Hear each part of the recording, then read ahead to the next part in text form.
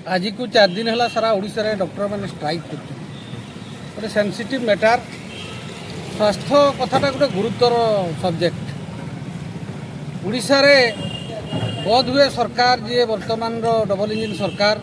निदा विष्णु आज को 4 दिन है डाक्तर माने सारा ओडिशा रे स्ट्राइक कर कप्तिपदा उपखंड उदुला स्ट्राइक चलती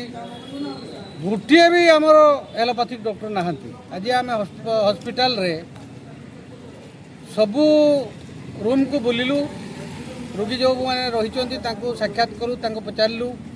से कहले जे डॉक्टर 4 दिन है आम पाक आसुना मेडिसिन मिलूना कि आमर कौन सी व्यवस्था होना तेणु यही जो अव्यवस्था आज घोर निंदा करा जाउची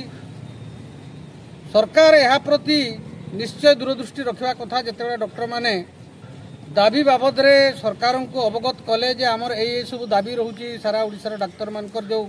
संघ रही संघ बहु पूर्वर अवगत करथिबा स्थले सरकार यह कर्णपात करना सरकार गुरुत्व देना हेय मन ज्ञान कर अव्यवस्था बर्तमान देखु आपण मैंने गरीब दुखी लोक मैंने कौटिकी जीवे तेणु मु सीधा सड़क भाव में आज बहुत रोगी मान सागर आम आलोचना कलु से आयुष डाक्तर को विश्वास को नौना से आयुष डाक्तर गोटे अलग सब्जेक्ट अलग विभाग आठी एलोपैथी गोटे स्वतंत्र भाव में लोकंर भरसा रही तेणु होमियोपैथिक आयुर्वेदिक यही डाक्तर मैंने कौन करेंगे ये सब डिविजनाल मेडिकल रे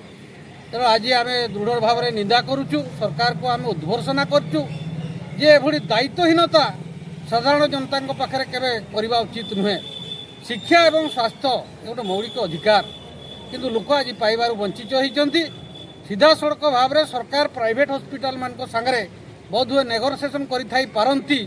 हॉस्पिटल सरकारी अचल करदे लोक बाध्य कि प्राइवेट हॉस्पिटल को जीवे तेणु आज उदला तरफ आम घोर निंदा करचु सरकार को उद्घोषणा करचु समालोचना करचु एवं जदि कंटिन्यू आहरी स्ट्राइक एभली आउ 2-3 दिन लगी रहे ताले बहुत लोक मृत्यु मुखरे पड़े। इमरजेंसी मेडिकल सर्विस रे